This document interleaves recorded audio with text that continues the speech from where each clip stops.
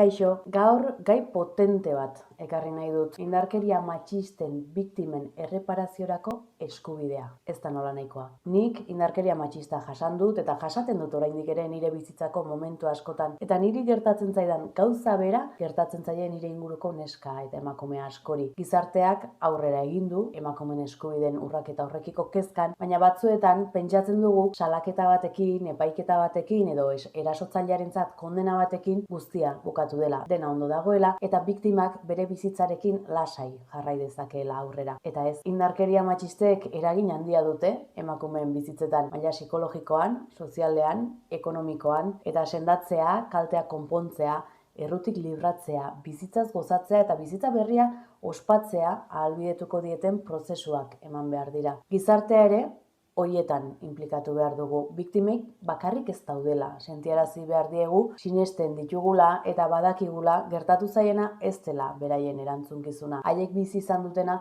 ez dugula emakume gehiago bizitzea nahi. Eta indarkeriarekin amaitu nahi dugu, horrelakorik ez errepikatzea nahi dugulako. Biktimekin gaude, haiekin gaude, eta erasotzaileak eta edozein indarkeria mota arbuiatzen dugu. Sotilenak izan da ere. Emakume horiek gure memorialaren parte dira, eta haien historiak gure historiak dira. Gizarte baten parte izanik, gure hirietan bizirik dirauten emakume horiek aldarrikatzen dituzten tokiak nahi ditugu.